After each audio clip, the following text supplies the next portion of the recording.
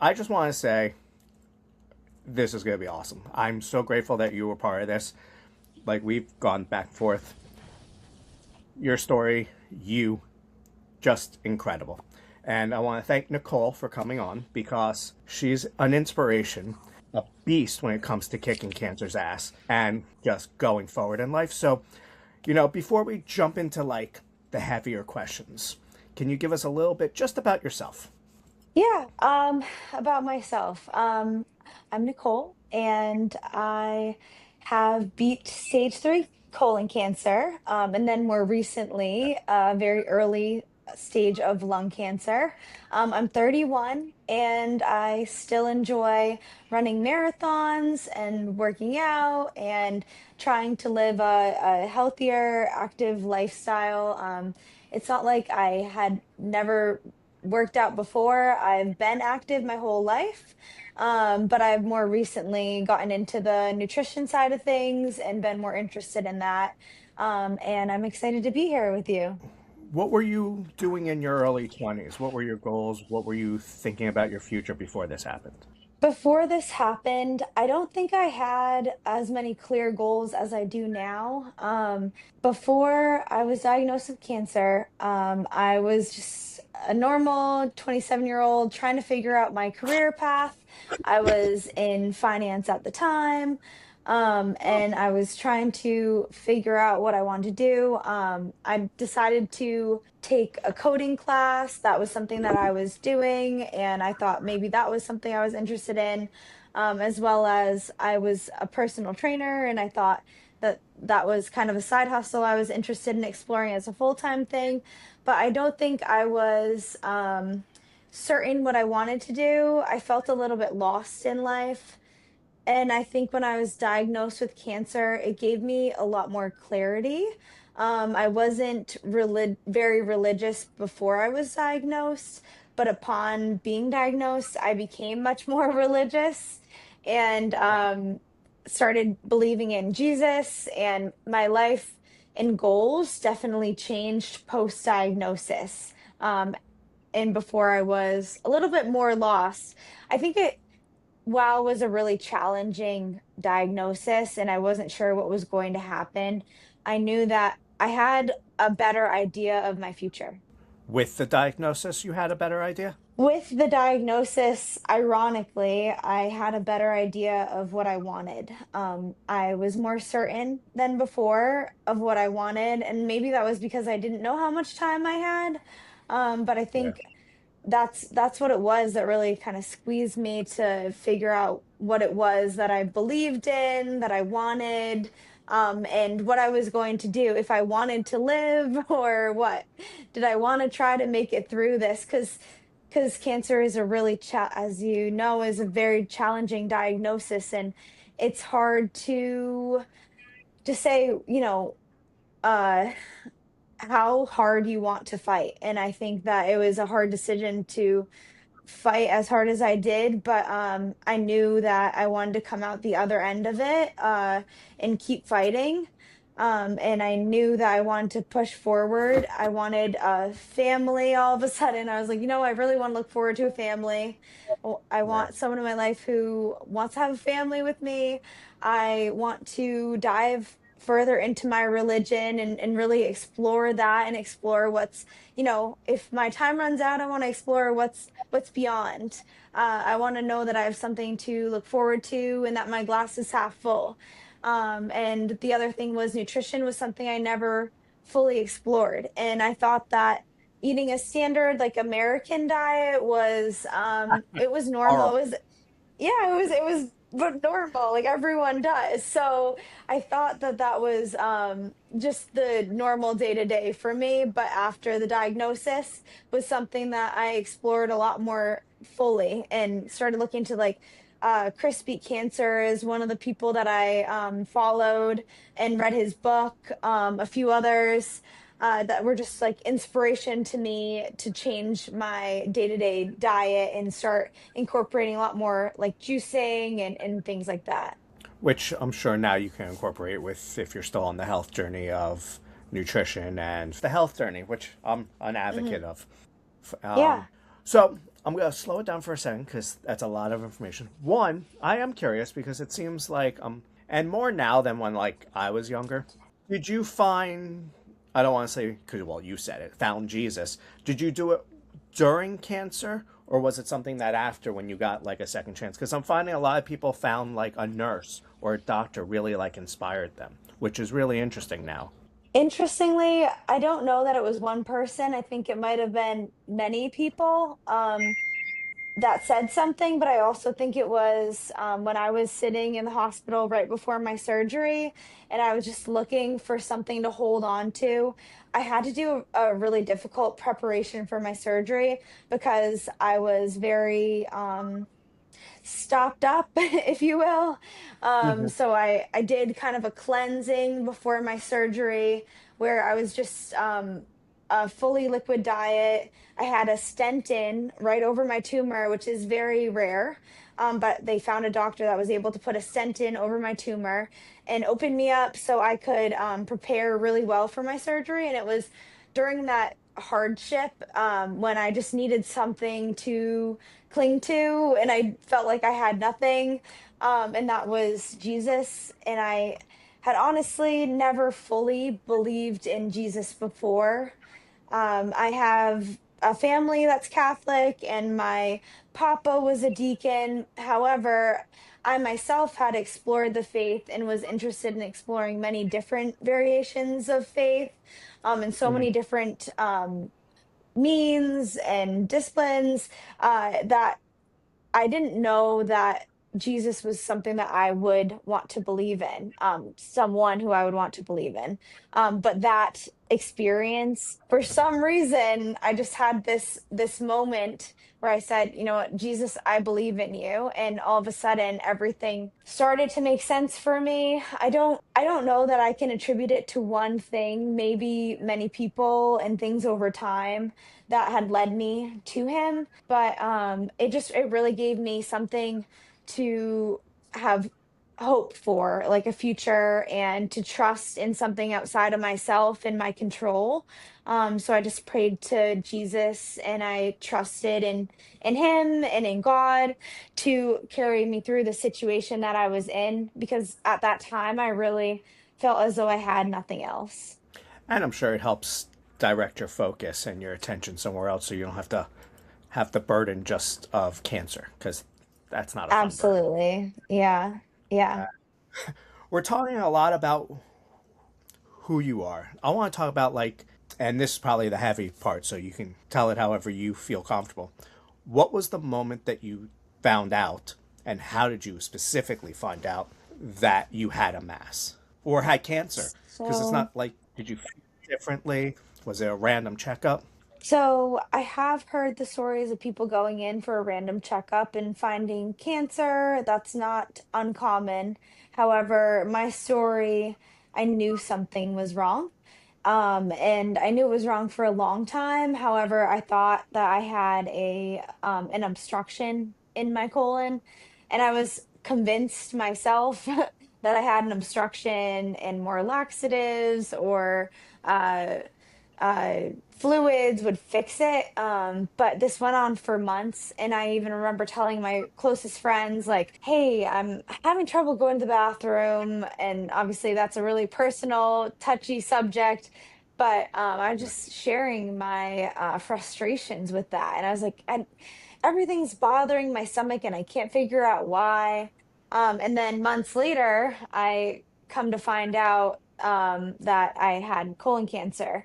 But I would say in the months, like 3 months prior to finding out, I had kind of exhausted all the options of laxatives and fluids and anything I could do or try to do, I was doing. And you were just doing your own kind of girl knowledge treatment. I don't mean that in a mean way, but like Yeah, the laxatives and the juicing. I mean, that's like how the diets or whatever that, to try to lose weight or flush your body.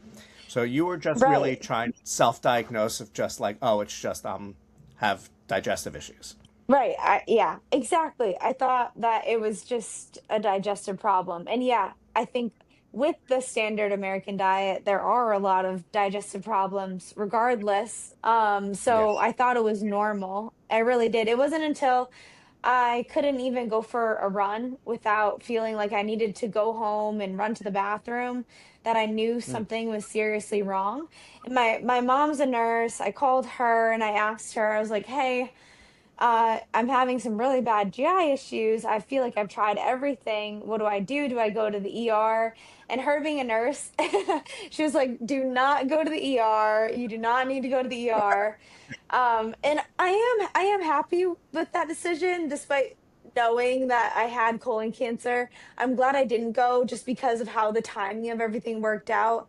My GI doctor had an opening and she got me in, and I by that point had seen dark blood in my stool, which is Oh, one of the more serious signs. And she said, after I had mentioned that, "Why don't we get you in for a colonoscopy?" So everything worked out in really good timing, and I have a very small scar because I waited. I think if the timing had been different, I may have a huge scar down my stomach and abdomen. Fortunately, I ended up with a surgeon who specialized in small surgeries. So I have what looks like a C-section scar that's almost gone, that oh, I feel pretty happy about. And I right. feel very fortunate that I don't have the big scar, but people that do, they rock it. And I mean, kudos to them. But I mean, all the timing really worked out well for me from the point where I thought something was seriously wrong to the point where I was getting the colonoscopy and we were taking the next step to see the surgeon. And even up to the day where I saw the surgeon, that day that I saw her, I hadn't eaten anything that morning. And she said, "Hey, I'm texting my friend who's a doctor. He can get a stent in over the tumor to open you up before the surgery so that you have so you have less of a chance of having an ostomy bag for 3 weeks, Oh, wow. because that's the more standard procedure is you get the ostomy bag, kind of clear yourself out, and then they go back in and reconnect everything and finish the surgery. Fortunately, I was able to spend the whole weekend after seeing the surgeon on Friday preparing for this surgery that I end up having Tuesday. So I had a lot of good luck in that sense, and I don't know where the luck came from, but I think that was just another thing to thank God for because I was just so lucky in that circumstance to be able to clear myself out and prepare for the surgery. So that was something that happened all in good timing. So I felt very fortunate for the timing of things, even though it had been such a long haul for how much pain I was in and how many stomach issues I endured had felt like they had gone on for such a long time. I would say about a year of having those issues. Well, then it sounds like you also got lucky in terms of it didn't get worse over that year. Yeah, it slowly was getting worse, to the point where I was mostly eating ice cream and drinking fluids. But at that point was when I was like, okay, I need to go to the ER or I need to go to the GI, and I got in, fortunately, to the GI Yeah. And that all doctor. sounds like it moved kind of quickly once you went to And a that professional. moved really quickly. I again got very lucky. I had Tufts is where I go, and they called me. They said, "Hey, we had a cancellation. Can you come in today?" And I like quickly told my job. I told work. I was like, "Hey, I need to go into this appointment. It's serious." And fortunately, everyone was very understanding. And I went in to see the GI. She was like, "You need to get a colonoscopy immediately," after hearing about the dark blood. It's actually something that I shouldn't always encourage people to say, but if someone comes to me after seeing my story on Instagram and says, "Hey, I have really bad GI issues and I don't know how to get myself in to get a colonoscopy because I'm under 40," I'm like, I don't want to say that there's dark blood in your stool because that'll get you in, but it's definitely one way to kind of bypass the typical, like the ruling out of all the laxatives and all of that medication first. Well, I mean, sometimes you just gotta do what you have to do because, unfortunately, the medical world is interesting. I know that you have loved ones in it, so I won't, and I'm not trying to knock it because I work with them. But I feel like it's lost a lot of that. Either they're so overwhelmed or they don't move quick enough. Sometimes it feels so. It sounds. I mean, you just like A, B, C, D, E, and you just got in. That's like amazing. Yeah, at first though, it wasn't easy to get in. I really had to advocate for myself. I'm a big advocate for awareness and knowing yourself. And if you think there's something wrong, like I think to push for it. Because yeah, I think there are a lot of stops in the healthcare system and they want to do the right thing by ruling everything else out. But in some cases, I don't think that's necessary. I'm not in the healthcare world, so I feel free to speak my mind about that. And I think that insurance, for example, and there are some other things that are really big stops in the industry that make it harder for you to get seen. So it's like you really have to advocate for yourself and make sure that you push Yeah. for the answers. So I'm like, if someone's coming to me and telling me like they have something wrong or they think there's something going on with their GI, I'm like, this is what I told my doctor. And I'm not saying that you should say the same thing, but it helped me. And so I hope that this can help you too, because there are so Yeah. many like stops in there. I agree. Sometimes you just have to make it sound like there's no other choice for them. Yeah, and I didn't know that at first too. I didn't know to advocate for myself. I wanted to be strong. I was an athlete, so I was raised on the idea that it's like unless it's dire, you don't make a big deal about it. And now we look back and we see like, for example, concussions. That's something that you really need to advocate for yourself for. If you get hit in the head, like it can become such a big deal in the future. Just advocating for yourself overall because you're the best judge of what's going on in your body. And if you and you know yourself best. So if you think there's something wrong, even if you're wrong about it, I think you should push for the answers because you do know yourself best. And if I didn't end up pushing at the end, I don't think I might not be here today. So I'm really glad that I advocated for myself, and I would highly recommend like other people push for the answers because it's not always easy. And it's easy to step back and say, "Oh, maybe my doctor is right, maybe there's nothing going on." But if you really feel like there's something going on, then I think you should absolutely say, "Hey, even though you're saying this, I still feel like there's something wrong and I want to know more about it." So Right. that really helped me when it was more serious and I just pushed for answers. I was like, there's something serious going on and I need to know now because at that point I was already stage 3. If I continued to like hold back and not Yeah. say anything and just accept like, oh, okay, maybe we can try that, or I don't know if that's necessary right now, then I don't know if I would still be here today. No, I mean the chances are not as good as you would think, unfortunately. So it's Yeah, it's it's good yeah, that you finally had a kick in the butt to go and take care of it the right way. yeah. Now, was your mom at all like this isn't normal? Because it sounds like you had stomach issues for like that year. So yeah, and I've had So, stomach issues growing up too. Another anomaly in my story that throws things off is that I had an extra foot of colon in my sigmoid colon. never heard of that. Yeah, I've never heard of that either, and I probably would have never known if I didn't get cancer. I was like, I don't know if I should feel stupid or not. I was like, an extra foot of colon. An extra foot in the spot that I had a tumor grow. I actually had like an extra fold of my colon. And it's hard. The surgeon and my doctors, they all said, you know, this was just a genetic kind of anomaly and you would have never known except for this case where you found out Hmm. you had colon cancer. And they said we can't say that it's related to or contributed to this. But in my mind, in my family's minds, I think we're all thinking, interestingly, the placement of the cancer and the extra fold of colon, I think Yeah. it might have been an area in my body where it was more prone to inflammation in the first place. So Oh yeah, I and do think that it had something to do with it.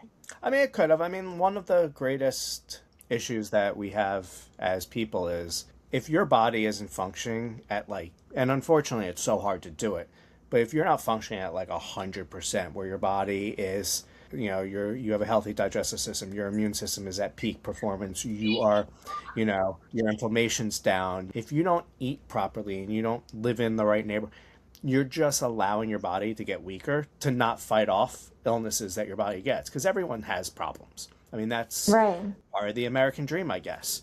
Um, because it's not as bad other places apparently. But that's why I'm a strong advocate also about like everyone's health journey, because I'm always like, you gotta be proactive, not reactive Hmm. always. And then if you have Yeah. to be reactive, you should have the strongest body and mindset, so at least you have a better fighting chance than the next person if you didn't. So that's one of like the strong things I'm really like focused on with this also. Like I personally have hundreds of health problems, but I do what I do to try to like I just got into like hyperbaric oxygen therapy. I don't know if you're familiar Oh, with it. wow. I haven't It's tried it, but I've heard so many good things about it. it like has saved my life because Wow. I have horrible long haul from COVID, which I've had. I'm a double open heart surgery and bypass I've had, so COVID messed up my heart and my breathing. I go like 3 4 hours a week to hyperbaric, and I Wow. feel Wow. game Can I because I tell think it you should be something about like right before cancer? It was a couple years before cancer. I was still running marathons, but I had my lips. I've never had this in my life, but my lips were turning blue, like almost like I lacked oxygen. And so, what you're saying right now is so interesting just because I feel like I don't know what the correlation between oxygen and cancer is, but it sounds a like it's lot. such a So one of the biggest things about cancer growing in people is lack of oxygen. interesting. Yeah. It's one Wow. of the like that's why people should know more about hyperbaric oxygen, because you get 70% more oxygen. You're in the hyperbaric, so it gets into your bloodstream and it helps keep your cellular walls. So it helps to Okay. rebuild the end, because when you get cancer or other illnesses and when you get older, those ends that connect each vessel fade away because they just get weaker, you get Hmm. older. Oxygen is what helps keep them repaired and strong. Oh, Because if wow. That's the first time I've heard something like that, with all that support that you just gave. Because I haven't known the direct like benefits of the oxygen, but I might start doing that now that you mention it. you should look into it. You just need one that goes down to like 1.39, but the Okay. benefits are like breathing, blood circulation, inflammation, and also alertness. You get alerts like, and if you do it at Wow. night, you sleep so well. I need that.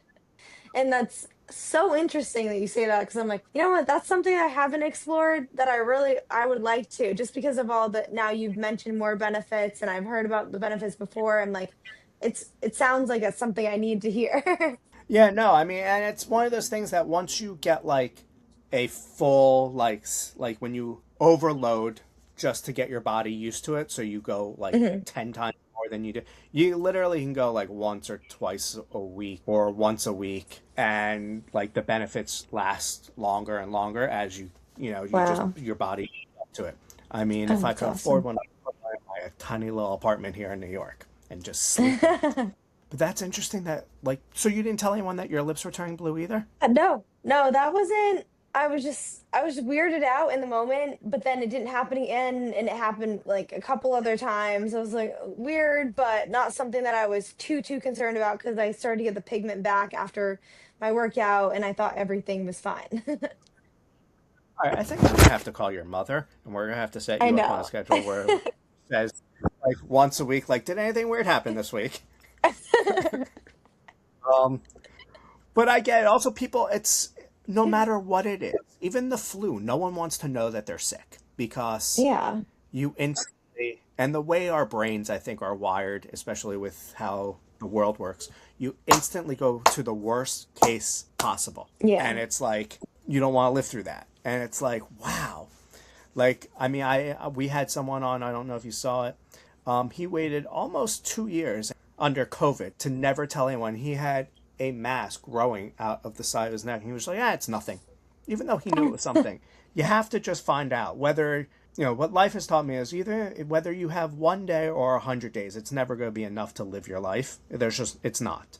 So you have to Hmm. do whatever you can to make the most out of it. And that's Hmm. being proactive. You can, like, Right. you thankfully got lucky, you took care of it. Now you get to live the rest of your life, and you're more cautious and you're more understanding of your body and telling Hmm. people of your body and Yeah. what's going on. So, I guess the gift and the curse. You came out of this more faith, you understand your body more, and you know that you'll not only be an advocate for yourself with doctors, but also telling them first if there's Right. something. Right. So Hmm. I guess that's a good scenario that you always have to look for the good in the bad, right? Right. It does help.